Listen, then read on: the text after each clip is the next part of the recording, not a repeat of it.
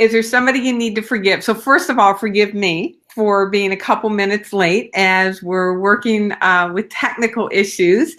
And I'm thrilled that it's so funny the way this is set up. So welcome, everybody. Welcome to this life-giving topic of forgiveness. And just, think about who is it that you need to forgive. That when they walk down the streets of your mind, it's not a safe place for them.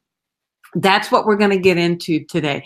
So if you like what you're hearing, well, I don't know if you're going to necessarily like this, but if you're resonating, you can relate, if you can connect with what you're hearing, drop some thumbs up and some hearts in the comment section so I know that you're with me. And if you want to go deeper into this study and you want something physically in your hands to read, comment with the word forgive and you will get my my training document. That it's a more in-depth training that you can physically put in your hands and read over this several times along with the recording for the Facebook Live. And I've got an upcoming masterclass where I'm going to go deep into the system of transformation to how to create a life that you love. So for those of you who don't know me, my name is Felicia Searcy. It is my joy to be your partner in believing. Your dream is my passion. So it's so here's what I was giggling about as we're in this topic of forgiveness, and it's so indicative of what happens with us as human beings. Originally, this got set up to have a guest. I'm not sure how it got set up to have a guest. It tells me one day I can have a guest, so maybe I'll start doing that. So I am so grateful that Molly Mahoney is here as my guest. So she's off to the side, and God bless her. We haven't been able to figure out how to mute her microphone. Here, I'll show you Molly. There's Molly. So it's we can see it in our technical world like this, where we bump up against those edges of what we don't know, and we don't know that we don't know it until we're in the middle of it. And it's no different when we're dealing with other human beings. So bring to mind somebody that it's time for you to forgive. How do you know you need to forgive?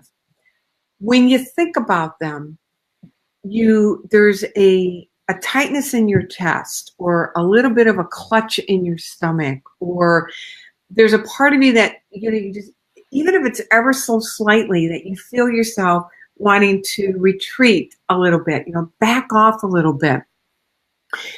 Anytime we think of another person and there's that in us that wants to disconnect a little bit, it's an indicator that there's some forgiveness work that needs to be done.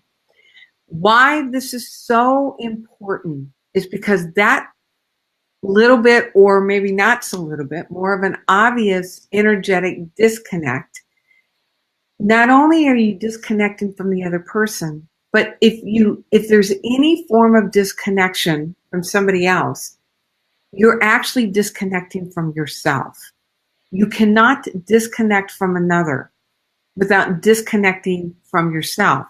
When you feel that clutch, that little bit of in your chest, when you think about somebody, or that tightness, or that feeling in your stomach, in that moment you are and thank you. Whoops. My assistant is helping me to remember to make sure that you get everything that you need. So I'll come back to that in a second. But that, thank you, Severina. That part of you, when you think about somebody, when somebody comes to mind, and there's that little bit of backing up, that little bit of disconnect, in that moment, that's the container in which you are building your life. And as that then becomes the container in which you build your life, that disconnect then becomes your own personal disconnect, and the disconnect with the one source that wove you into existence. So if you're serious about building out a life that you love forgiveness is crucial. It is a crucial element to uh, walk through the forgiveness process. So if you're ready to do some forgiveness, I encourage you to drop some hearts and some thumbs up in the comment section. If you know that you need to forgive, and if you want a deeper training in the form of my written training, and you want to join the masterclass that I've got coming up, where I go deeper into the formula of how to create a life that you love, comment with the word forgiveness. You will then receive a notification in Messenger that you will need to take one more step. So that's the first step. And Severina, if I'm getting this correct, comment with the word forgive, and then watch your Messenger, because effectively what you're saying is that I really, really, really, really want you. So we're not just flooding you with stuff that you don't want. So comment with the word forgive, and then go to your Messenger, go into your Messenger and click that link again that says, yep, I want this. And so Severina, tell me if I got that right. All right, so forgiveness. Now, this can be sometimes for people, particularly when it's a difficult situation. It can be a tough thing. You know, when you think about it, the whole reason why you need to forgive is because somewhere along the line, somebody had a behavior, there was an interaction where you left feeling less than, diminished, not obviously not empowered and life-giving, but there's a part of you that got chipped away. And so we close in. We encapsulate that part of ourselves because we want to protect that part of us. There's a message that we allow to land inside of us, and it begins to fester. And in some level, there's a part that wonders if that message is true. And if you can maintain the anger, maintain the hurt, maintain the separation, then maybe you don't really have to look at whether or not that other person's interpretation of you based on their action is true. So what often happens is that people will forgive, and they'll say they'll forgive, but they can't figure out why is it that they still have this kind of inside of them. And what's happened is that people have not gone down to what the source, number one, what the reason for forgiveness is, and what's the source of what's your true source, and what the source of the pain is. So as we go through the forgiveness process, number one, it's to realize that we are dealing with other human beings. Human beings can show up in unskilled, flawed ways. That we have a desire and intention to be present and compassionate, and fully engaged with people that we love and show up in loving ways. And we're in this human form. So we show up in unskilled, quote, hurtful ways. So the first piece of forgiveness is to really begin to understand that when we're dealing with other human beings, people are going to do things that will hurt and disappoint, and it has nothing to do with us. Now, that doesn't mean that there's not our side of the street, and I'm going to get to that. But fundamentally, we have absolutely no control over what another person does or does not do. So a key piece of forgiveness is really beginning to understand the human experience, that people do what they know. And I'm not talking about just a conceptual knowing. I'm talking about that deep soul knowing. People do, what I mean by that identification, people do the way they see themselves. You will often hear me say that we cannot outperform the way we see ourselves. That includes the way we show up in relationships, that people show up according to the way that they see themselves. People show up according to the way that they believe that they are worthy or that they deserve. And when somebody is dealing with a fundamental belief of undeserving and unworthiness, the only thing they can do is show up accordingly. We cannot show up in a way that fosters and cultivates a deep sense of worthiness if we're not experiencing that ourselves. So a key piece of forgiveness is understanding that we are dealing with other human beings, and they're showing up at their highest level of self-awareness. Doesn't mean that you don't wish that they could show up differently. But when you understand that that really is the origin of, quote, hurtful behavior, it really helps take the sting out and helps you literally unravel yourself from what you've made it mean. Here's the other piece with this. Forgiveness does not mean that you are abdicating their responsibility. It doesn't mean that certain behaviors are okay. It doesn't mean that you're going to put yourself back in the position to be the recipient of those behaviors. I think that's another piece of why people hold on to the hurt and the resentment, because if you let it go, are you making yourself vulnerable for somebody to come back in and hurt you again? The problem with that is that when you shut the door to one person, you shut the door pretty much to everybody. It becomes the pattern in which you live. So what the fabulous thing about what the forgiveness process does is that it literally puts you in touch with that inspired voice of that voice of inspired insight.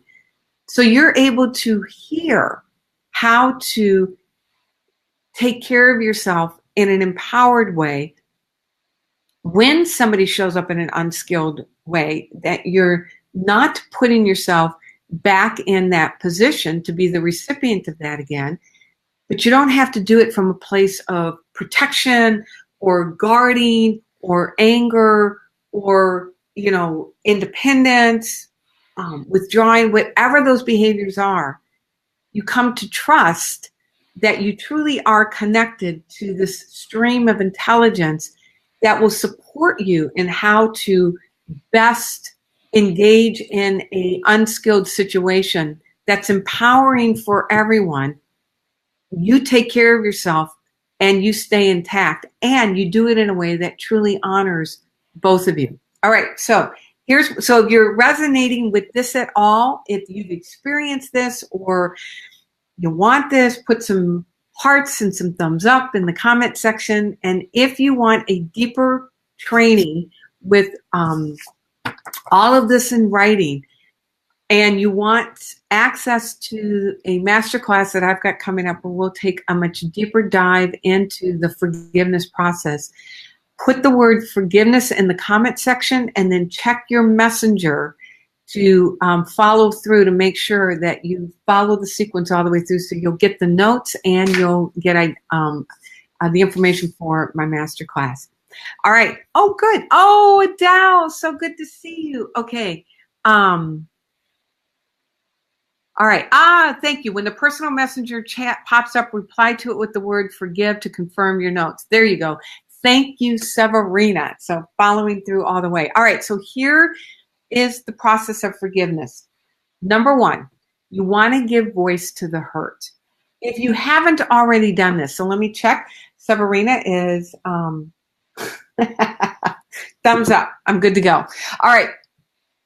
So you want to give voice to the hurt. Now, you want to do it in a very structured, intentional way, repeating the hurt over and over and over to people who will cluck their tongues. Oh, poor baby. Oh, I'm so sorry that happened to you.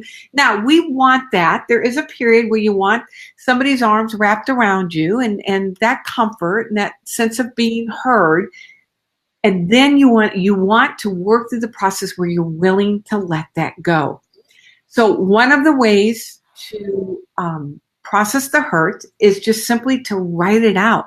Write a letter to whoever it is that you're still harboring that hurt, that anger, that sense of betrayal, that when they walk down the streets of your mind, it's not a safe place for them.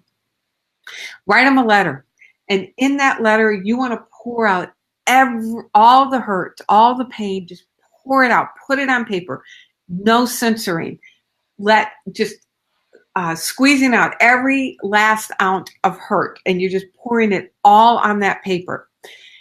If you have a trusted mentor, guide, or friend who can truly be present for your process, it's a really powerful thing to read that to them. It's one of the most honoring things that I can do for people is when they're in this forgiveness process to listen as they're pouring out the hurt in their journal.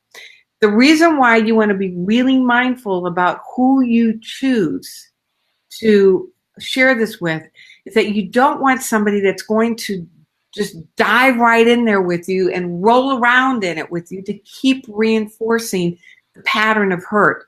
You want somebody who can hear, I hear that you were really hurt by this. I hear your pain. I acknowledge that was on a human level, that was really a painful situation. Somebody who can acknowledge it, but not reinforce it. And there's a difference because you're in the process of releasing it, not justifying why you want to hold on to the hurt. So number one, you're just pouring out all of your hurt on paper. When you've exhausted it, what you want to do then is take it and physically burn it. There's such symbolism in the act of burning. When we think about the story that came from the Jewish tradition of Moses and the burning bush, that Moses heard the voice of spirit in a bush that was not consumed. When you're burning is a purification process. So as you're watching your paper burn, and again, to have somebody there to support you in this process can be a really powerful piece with this. But as you're, and again, it's one of the things that I love about the work that I've done and continue to do to support people with this. As it's burning, literally see the hurt in you burn away. And as the smoke is rising up, see the smoke being enfolded into the universal love that gave you life. As it's burning, feel this, and you're seeing the smoke. Feel the clearing, that clearing in you, and then open yourself up to the shower and the power and presence of love's presence in you. Literally feel as you're burning it away, feel the space inside of you opening up, and fill it with an awareness of pure being, of pure love. And in that moment, know how loved and cherished you are just because you're here. That there's not a single thing that you have to do to earn good, to earn a sense of deserving. The very fact you're here is evidence of that. That's what you want to keep bringing yourself back to during this forgiveness process, because oftentimes when we're hurt, it's like we keep going to that person to give us the very validation that we long for. And we keep going. There's a great saying where we keep going to the hardware store for a loaf of bread. We're oftentimes with a particular person, you're just not going to get it. But when you understand the true source of who you are and you allow yourself to tap into the stream of love that is the very source of your life, then you are able to let that other person go and know that they're not your source, but your source is right here. All right. Once you go through your process, then your next step is to, and this whole process takes such courage, Your next step is to look at, well, did I play a part in any of this? Another term for this is to clean up your side of the street. Is there some part that I played in this experience where somehow I contributed to this, or I participated? So let me give you an example. When I was in college, I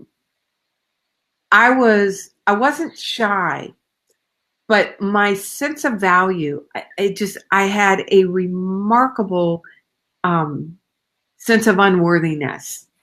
In fact, if I would, particularly with men, if I sat next to a guy, we went out and I went to a bar and, we went out to hear music, my friends and I would sit next to a guy.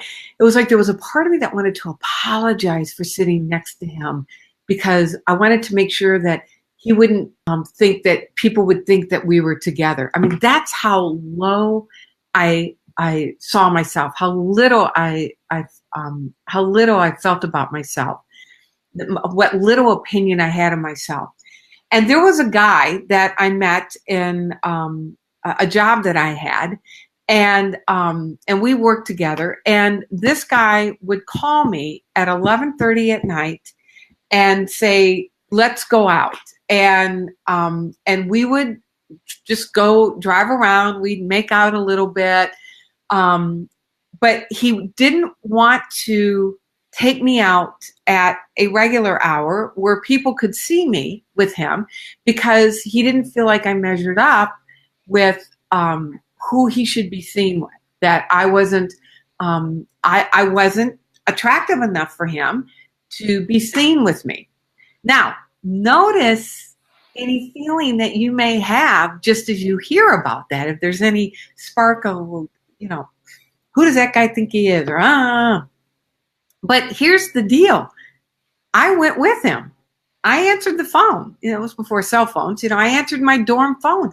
I was there at 11:30 at night waiting, hoping he would call because there was that in me that believed that this is all I deserved. I didn't deserve any better. So when I began the forgiveness work with this, and with this guy in particular, I first and foremost worked with looking at my part of, first I looked at the pain and then I let it go. And then I looked at my part of, I'm the one that picked the phone up. I'm the one that got in the car. I'm the one that went. At any point along the way, I could have said, I'm not going to do this. I'm not going to do it anymore. And I'm not going to do this. But I didn't.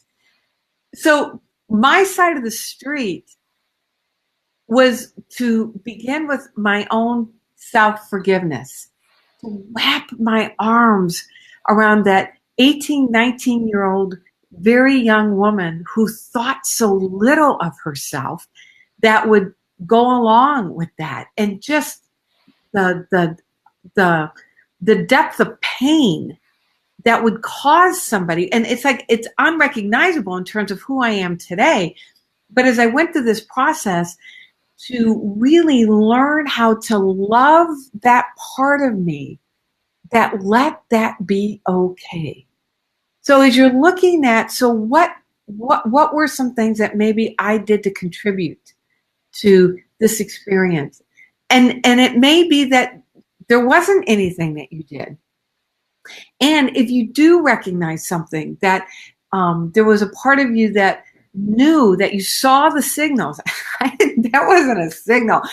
That was like a blowhorn. It's like, what are you doing? And it's like I couldn't hear that voice because it's, oh my God, if I don't do this, then who is going to want me? I'm going to be so alone. And I couldn't bear the thought of being alone with somebody so unworthy as how I saw myself. So and I hope this is helping people. I hope that nobody has experienced that, but I hope that you will, experience everything that comes from the healing process. But if there's any part of this that's resonating with you at all, drop some hearts, drop some thumbs up in the comment section. And in this moment, wrap your arms around that part of you and just shower compassion on that part. And it even goes beyond self-forgiveness. It's truly compassion of understanding that you did the best that you could do in that moment. I did the best that I could do in that moment. And the more I was able to own that for myself, the more I was able to truly see that he was doing the best that he could, that we were effectively dealing with the same human, that human disease of unworthiness. And on some level, for whatever the reason, and I look back at pictures when I was 18, 19 years old. I was pretty attractive. I think I was maybe 5 or 10 pounds heavier than what I am right now, but and that wouldn't make a difference. I look at those pictures, and even if I wasn't physically attractive, according to society's terms, I deserve love. I deserved love. And to wrap my arms around that part of myself, to wrap your arms around that part of you that, for whatever the reason, had a belief about yourself that would cause you to interact in whatever way it was that might have increased the likelihood of that situation. Now, this is not about blaming the victim.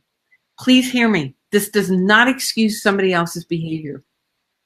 And again, it may be that there truly was nothing that you did to contribute to it. And so own that. And it's still a piece of giving yourself deep compassion as you're now offering it to the other person. Another piece with this is, as you're moving through this and you're wrapping your arms around that part of you in compassion and asking, is there something for me to do to make an amends here? Is there an amends for me to make? And there wasn't an amends for me to make with him, but there was that amends to me, that deep sense of, I'm so sorry that I put you, that 18-year-old self, in that position. And so, making that living amends of deeply loving that part of you that had whatever the belief was that was not the truth of who you really are. Then you go back in your mind and you replay it according to the way that you would have loved for it to have gone, the way that you would have loved yourself to be, how you would have loved to shown up. So I have replayed that in my mind where, I see myself, even the first phone call, it's like, why are you calling me at 11:30? In fact, I did do this. And this just came to me that when I really began working these universal laws and this spiritual path and working with what I'm teaching you, I'll never forget, it was when I first met my husband. He had a really good friend of his, and we went to a party, and we all went back to his house to watch a movie.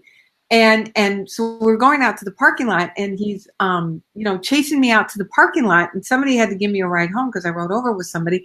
And he said, well, I'll come get you, and why don't you come back and we'll watch another movie? And when I think about it now, it's like I had grown to the point where I looked at him and I said, it's 10:30 at night. I'm going home to go to bed. I'm not going to come back and watch a movie. So that's what happens with the forgiveness process, is that you don't put yourself in that position for it to happen again, because you know your value and your worth, whatever it is, that you're able to pick up on those signals more quickly and take more decisive action.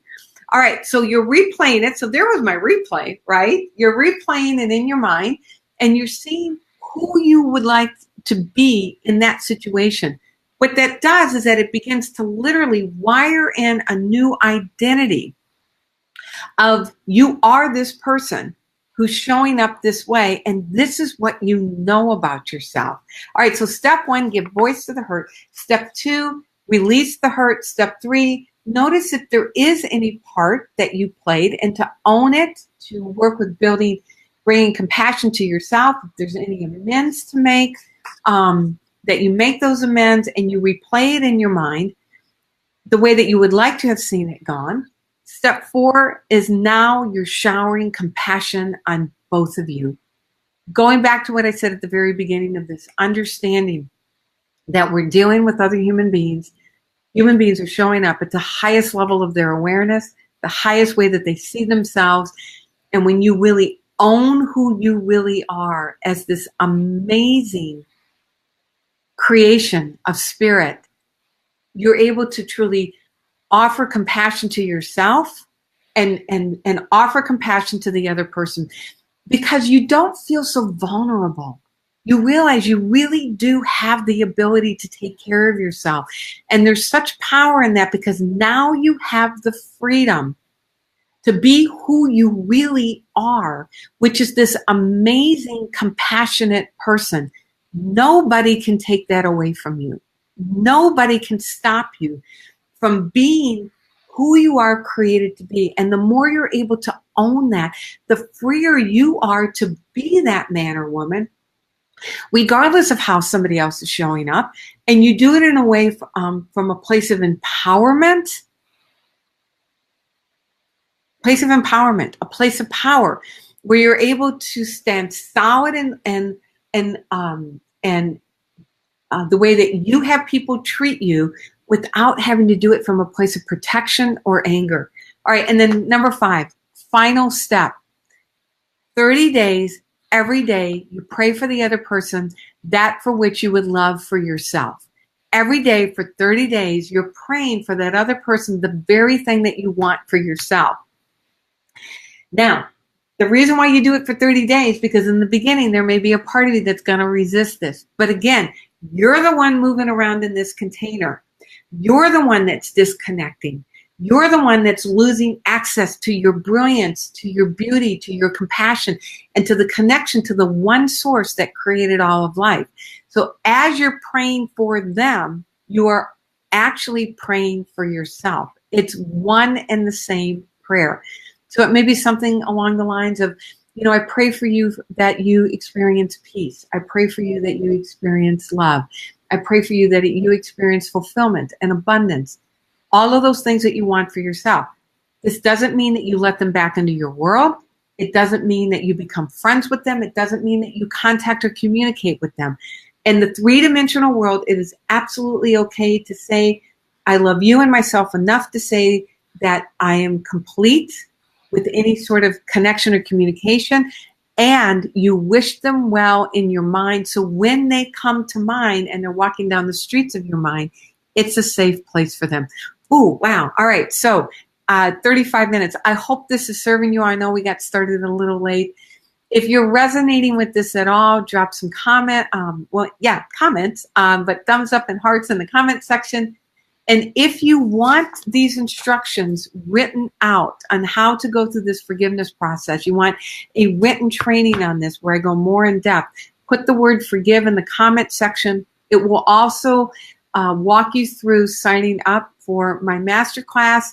Make sure you go back to your messenger and comment a second time with the word forgive. So you're forgiving twice, first in this comment section and then in your messenger, that word forgive. You're working it into your DNA, and it will give you access to the written training and the masterclass. All right, so quick recap. Somebody walking down the streets of your mind, it's not a safe place. You can feel your energy disconnecting. You want your connection back. You want your energy back. So what do? Number 1, let yourself process the pain intentionally with the intention to let it go. Number 2, burn it. And as you're burning it, feel the flames with the purification that you're feeling, that release happening inside of you. And this stream of intelligence is enfolding the smoke and filling you up with love and awareness of just how magnificent you are. Number 3, look to see if you have a part in this, if there's some part that you played like me. I went with this guy. I said I would do this. And offer compassion to yourself and check to see if there's any amends that you need to make either to another person or to yourself, and replay it in your mind the way that you would like to have shown up. So now you're building new neuronal pathways that you are the person doing this. Number 4, you're pouring compassion. You're pouring compassion on yourself and other people. And number 5, you are 30 days, every day, you are praying for the other person, the very thing that you want for yourself. All right, so I hoped that served. I would love to hear how you're applying this and what's happening for you. So put that in the comment section or send me a message. And if you want a more in-depth training in writing, so you've got, I don't know about you, but I like to have it in my hands where I can highlight it and underline it and go back to it. Put the word forgive in the comment section and then go to your Facebook Messenger and comment with that word again to complete the sequence. And it will also let you know how to register for my upcoming masterclass training. So where we go deep into, more in depth into the formula of success. All right. You all are rock stars. So that's it. So I go live actually next Monday, 12:15, because I have a delicious VIP day with an amazing woman next Tuesday. So next Monday, I will be going live and we're going deeper into the process of building a relationship with yourself. So it has been my joy to share this information with you. I hope it served you. Please let me know how you're applying it and other topics that you would love. Anyway, so let's wrap it up. It's like I want to keep going with you all. So my name, do you want me to show you, Molly? Molly, look at this. Want me to show you? I mean, I showered. Yes. So Molly took a shower. You look gorgeous. All right, everyone. I'm Felicia Searcy. Your dream is my passion. That's the fabulous Molly. Oh, you can't see me. All right, let me do this. There we go. Okay. That's the fabulous Molly Mahoney. And guess what? The mistake taught me what I can do. I love it. So, all right, everybody, have a fabulous rest of the day. Mwah. Take care.